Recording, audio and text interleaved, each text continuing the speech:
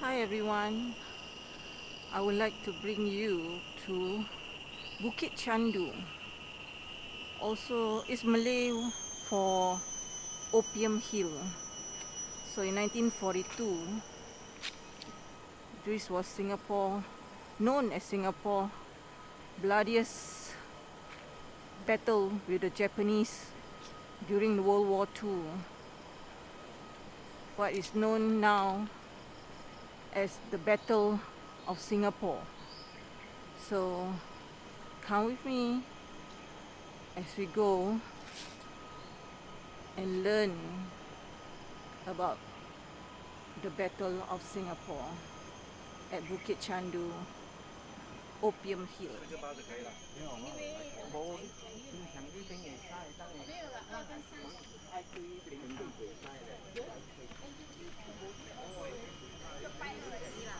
Let's see the history of here. Okay, the bungalow that you see here was once home to the British official of the opium packing plant down the hill. Visit the exhibition Bukit Chandu. Battle point 226 in the bungalow to learn more about the last stand of the Malay Regiment against the invading Japanese army in this area in 1942. And the level 2 galleries and outdoor installation to learn more about the history state. Let's go in, shall we?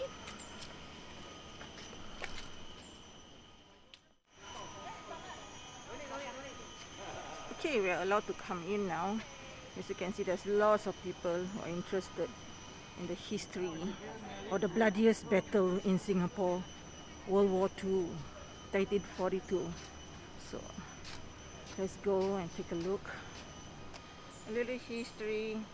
Bukit Chandu, Malay for Opium Hill, was the site of some of the fiercest fighting during World War II.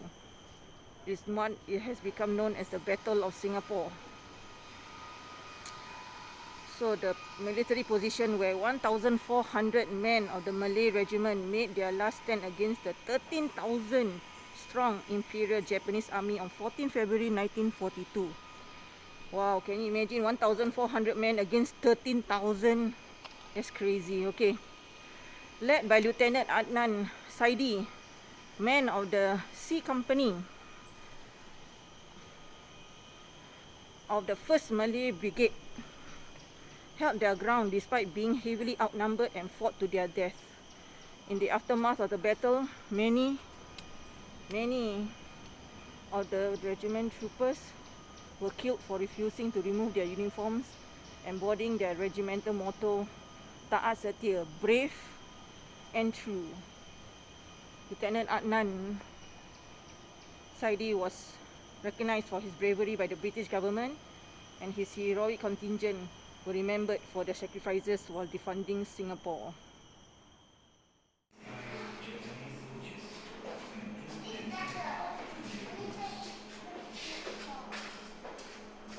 This is the video of the regiment, the Malay Regiment in 1942, who fought against the Japanese. There's a video of Lieutenant Adnan as well. There is him.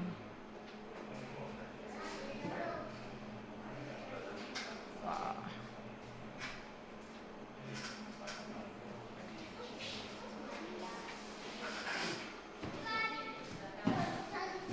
So this is where it started. This is how it started. Started in 1941, all the way 1942 when they finally had, and they were defeated. They didn't surrender. They were defeated. Can you imagine 1,400 soldiers against 30,000? That's crazy. How is that even possible? But they fought. They fought hard.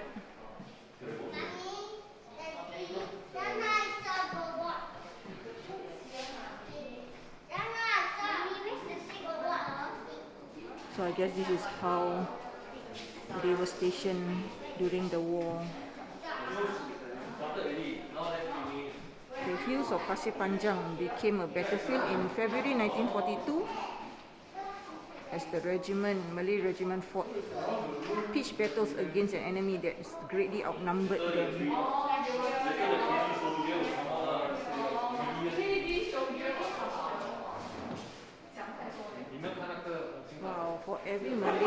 soldier there was about 10 to Japanese soldiers. So there's 10 or 12 to 1. Yeah, you can say right now it's definitely not possible.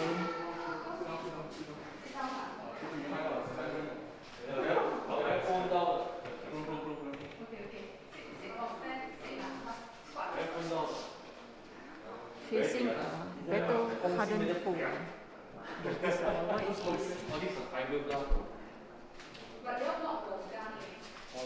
This is the what do they call it? Telephone and carrying case. Oh, they belong to Japanese Army Field Telephone and Carrying Case. I see. So this is it. Number 2. Where's number 2? Oh, number 2 is here. It's the rifle. Number 2 is the Type 38 rifle. Number 3 is Japanese bullets. Japanese bullets, this one. Number 4 is the Japanese helmet. This was the Japanese helmet during World War II. Number 5, Japanese bugle. What is it used for?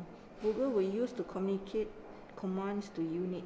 They were also blown to sound a banzai's charge, which was an all-out suicidal attack. Wow, that's crazy. Number 6, Japanese propaganda leaflets, early 1940s. So bombs were not the only weapon dropped by Japanese planes on Allied forces. The Japanese also waged psychological warfare by dropping propaganda leaflets behind Allied lines, urging the defending troops to give up the fight by playing on both their hopes and fears. Number 7, sake bottle and sake cups. And this, what's this?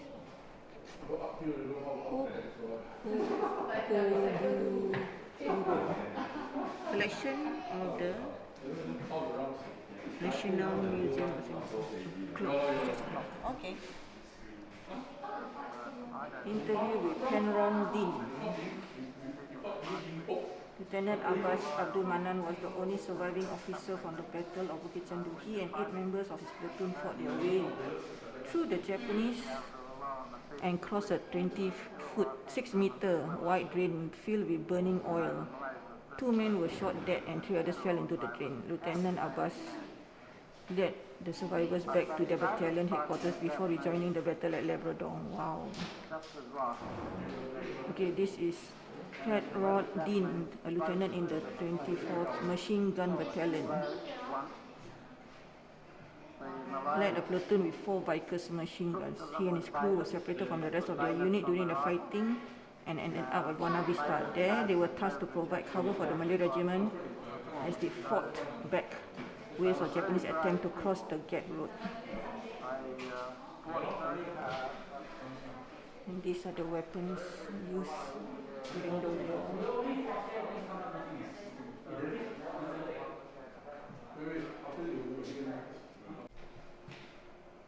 So I just realized that on the ground, on the floor, is the map of the battle. So as you can see, how it started, the flow of the fight. It's not even a fight, it's a massacre. 13,000 Japanese soldiers against 1,400 soldiers of the Malay Regiment.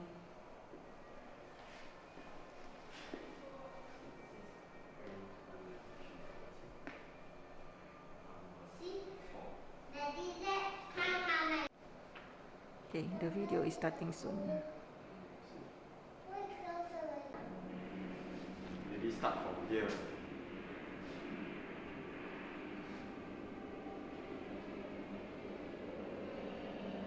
On 8 February 1942, the Imperial Japanese Army invaded Singapore. Their planes dropped not just bombs, but also messages telling us to surrender.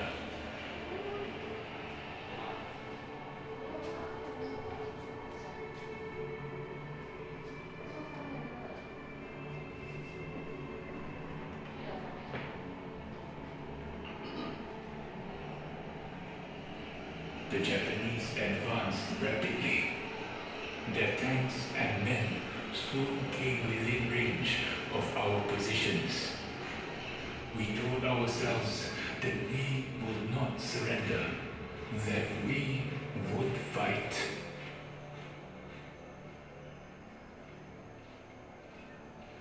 Our platoon commander, Lieutenant Adnan Zaidi, urged us to resist the invasion.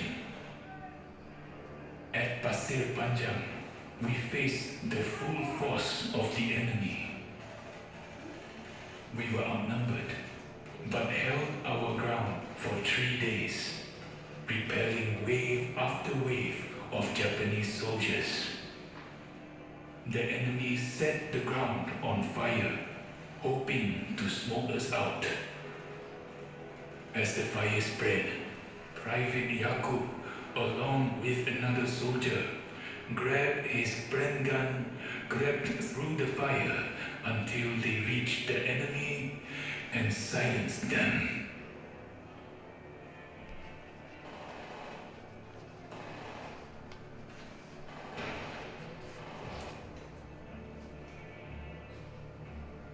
The next day, we took up a new position at point 226. This hill, Bukit Chandu, was to be the site of our final stand. We prepared for the battle ahead, forming a defensive perimeter around the hill. Soldiers approached the hill. They appeared to be Indian troops, but Lieutenant Adnan was not fooled. Together with Lieutenant Abbas, he opened fire on the disguised Japanese soldiers and put an end to their ruse. The enemy came at us in full force. We shot at them until we ran out of bullets.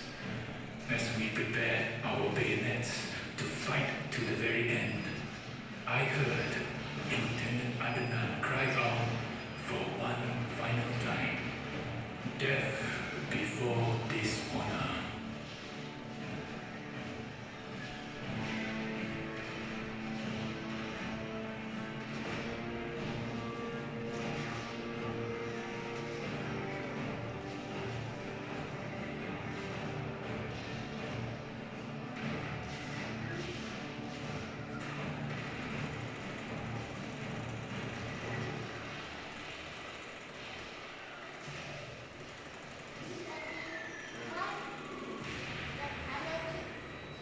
On this hill, we fought our final battle and drew our last breath. And though we fell, we did so with honor, holding firm to our motto until the very end. Taat setia, faithful and true.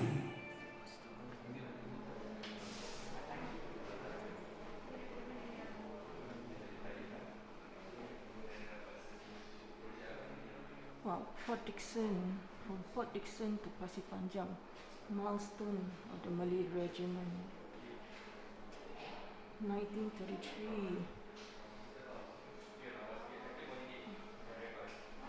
Once understood that Lieutenant Adnan was executed and hanged from a cherry tree for 2 days because of his defiance.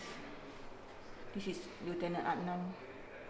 For his defiance, for not wanting to surrender and for continue to fight the Japanese. Okay, the Malay Regiment officer uniform. This is it. This is the Malay Regiment uniform.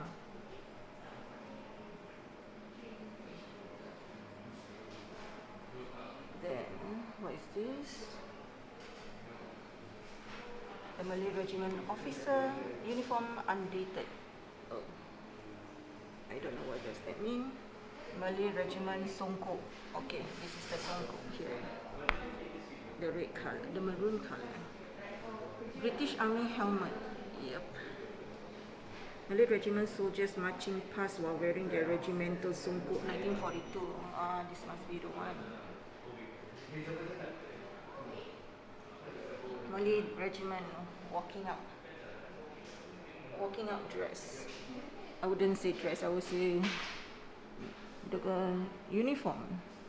This is a traditional costume actually, even today in Singapore during Eid, or also known as Hari Raya in Singapore, the Malay men do dress up like this till today. And yeah, this is the one. Walking out uniform and swagger stick. Where's the stick? Is this the one? I think this is the one. Oh, swagger stick number 4. Oh, okay. Okay, this is the swagger stick. Number 5 is the songkok, the bintana.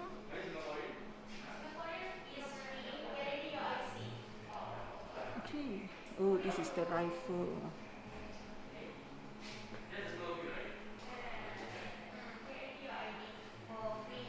Introduced in 1907.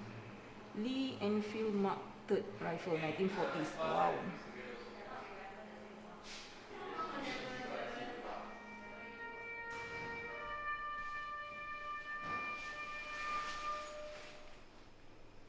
Final farewell. Aftermath. So they were asked to surrender, although they did not want to. Singapore finally surrendered to the Japanese, 15 February 1942. So a number of the Malay Regiment soldiers were also brought to the gap at Pasir Panjang, where they were killed. Excuse me.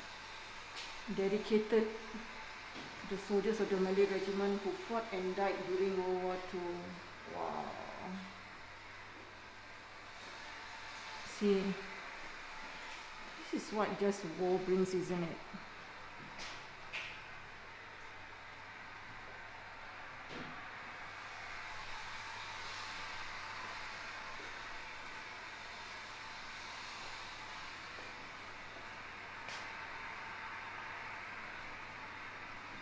Death before honor. Death before dishonor.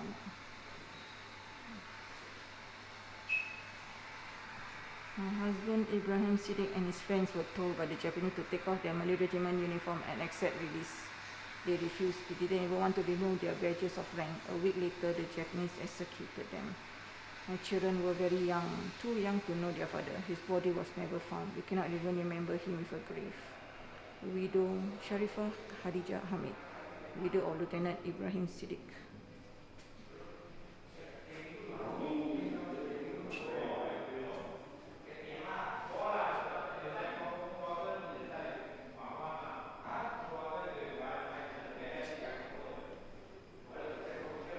Father, a warrior.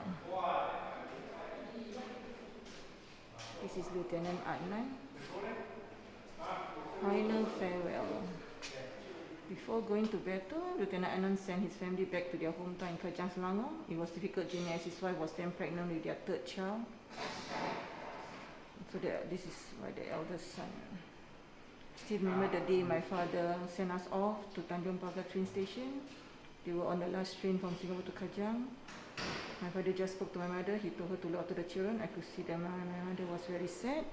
I didn't know that it would be the last time I would see my father. I was only 3 years old, but I could still remember his face. A few days later, my mother delivered her 3rd child, a girl, but the baby died before she was 2 months old, and I cannot remember her name. That's very sad. So this is the bronze statue of Lieutenant Adnan.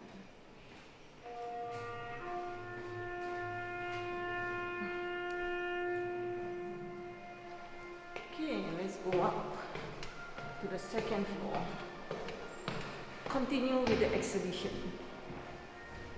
Honestly, I never been here before, although I was born in Singapore, yet never been here before. Oh my goodness. Maybe I learn a little bit in history, but that's it, After that, do not even think of anything else. Oh, this is so old school.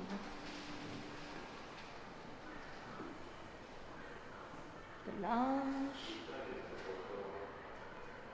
This lounge was where the bungalow former occupants could enjoy the sea breeze as they gazed towards the Singapore Straits and landmark of Pasir Panjang.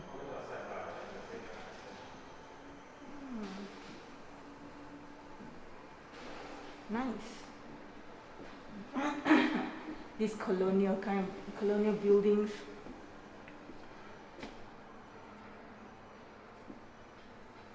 I do like this kind of place where you just chill.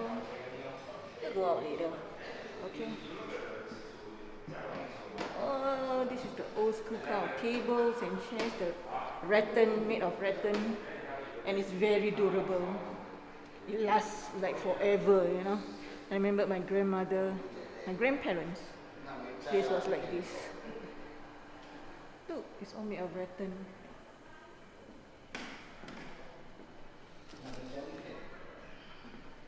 Those were the days when this was how the village back then. Isn't this nice? What is this? Peking Chandu. Chandu refers to the opium, yeah? Which is why Bukit Chandu is Malay for Opium Hill. Raw opium was first processed in the factory. Oh, opium! Just another form of drugs. What is this? Packing opium. Start of World War I, end of World War I, Great Depression, packing of opium starts.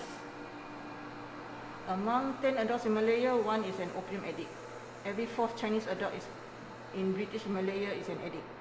Among the labourers who form the bulk of the Malayan population, opium addiction is a rule than an exception. In the plantation and mines, opium as a daily ration is more important than rice. Wow, it's crazy.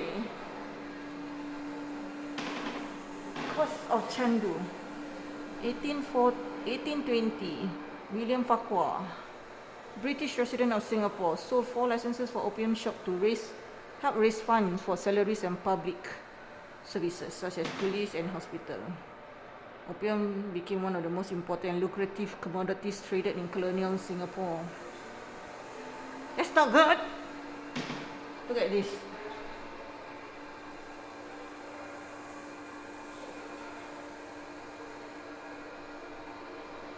Buying opium, buying drugs illegally. Haha. Wow, what's this? I guess it's the machine they use to process the opium. Look at this. It's huge. Oh wow, they still managed to keep it. Isn't this amazing?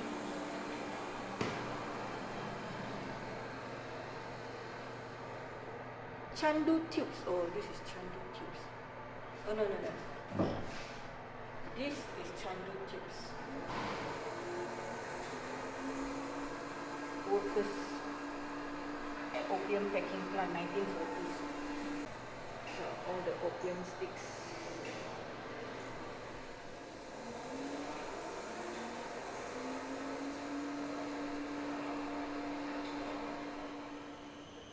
Okay, I am out of the building.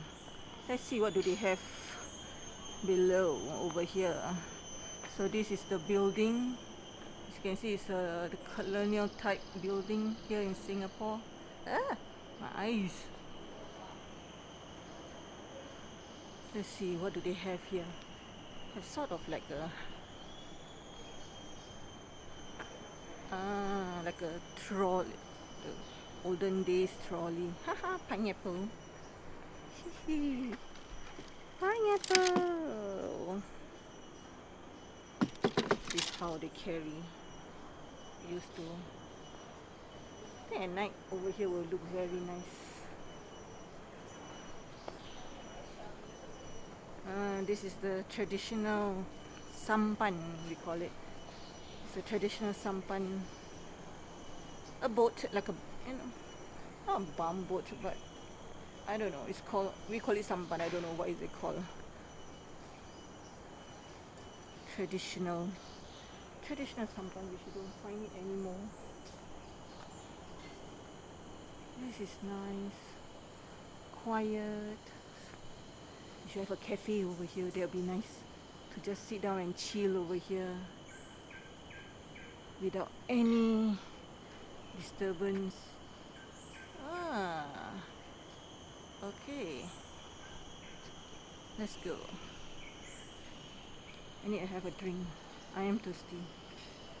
Okay, I shall see you, all of you, in the next video. Oh, where is this? Where does this lead to?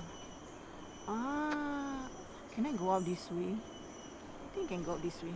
Shall we go out this way? This is where just now I wanted to come up. Yes, I think so. Am I? Okay. Yes. This is where just now. Initially I wanted to come up this way, but it was still closed. So you can make your way up here. Okay everyone, I shall see you in the next video. See ya!